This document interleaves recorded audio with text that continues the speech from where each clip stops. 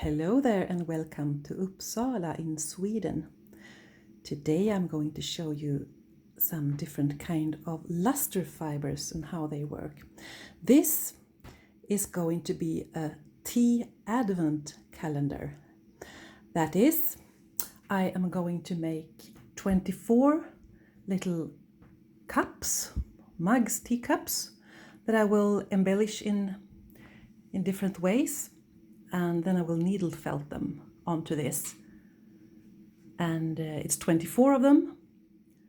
And each teacup will have a little package of leaf tea that you can brew your own tea, 24 different kind of teas.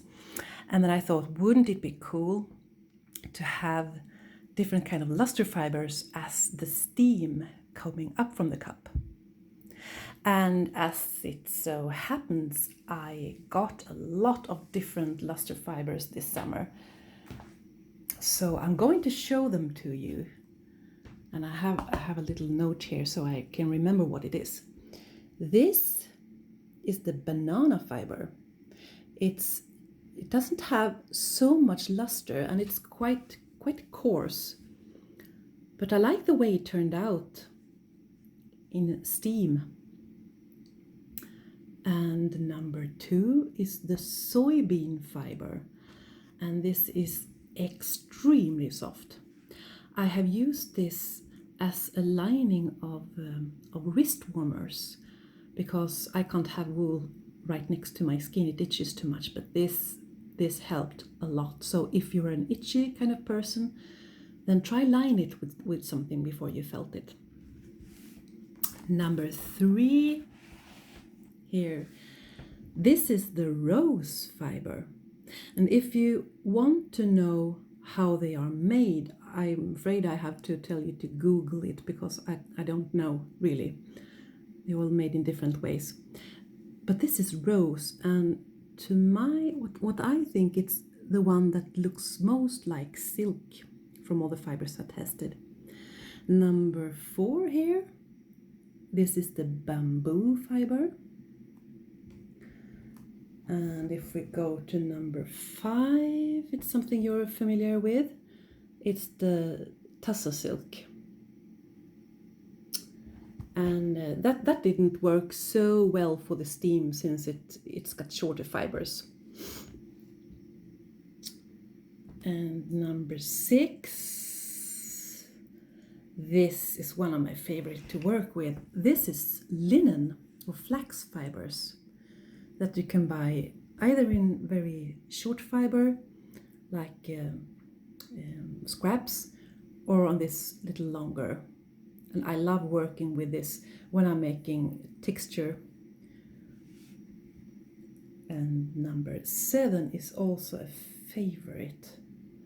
This is the pearl fiber. And number 8, here you have the pineapple fiber. It's very like the banana fiber. I couldn't tell them apart. When I saw them, when I worked with them, and when I see the result, there's really not much difference between them. And if you go to number 9, this is number 9. This is viscose.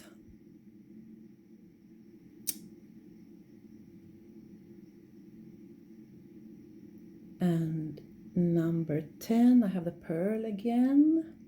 I needed to use it twice because I didn't have 24 of them. Here you have the tencel that I have never heard of or never used, but my friend Laurel sent it to me to try it out from California. And I really like it. It looks great. And here on the edge you have the mulberry silk.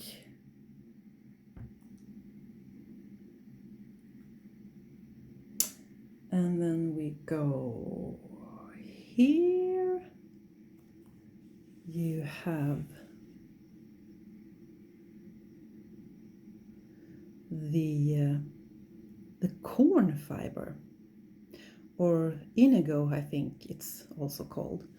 And this is a really strange fiber. It's so dusty and it smells really weird. And even when it's dry and I shake the fabric that I just felted, it sort of dusts. So it's fun to try, but it's nothing I use very much. And here is another favorite. That's the mint fiber, a sort of peppermint. It doesn't smell like mint at all, but it's so soft, and I've used that also as lining for wrist warmers. And here you have the milk protein fiber. And don't ask me why you use it, because it's really difficult to make, I understand. When I Google it, it's like, hey, why don't you just use the milk for something else? And here you have a stripe of Egyptian cotton.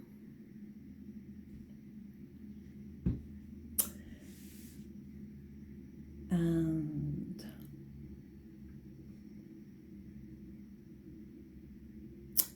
this is cotton again, and the rose fiber,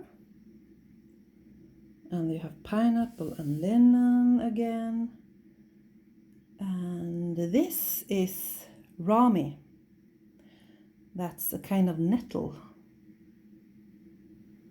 And here you have some mulberry silk again, and some soybean, and this is sea cell fiber.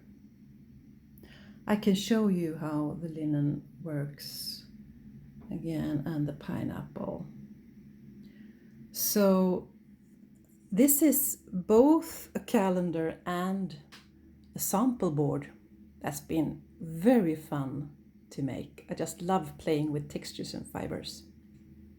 So if you want to see the result, then just stay tuned or contact me, so I'll send you a PM. Bye.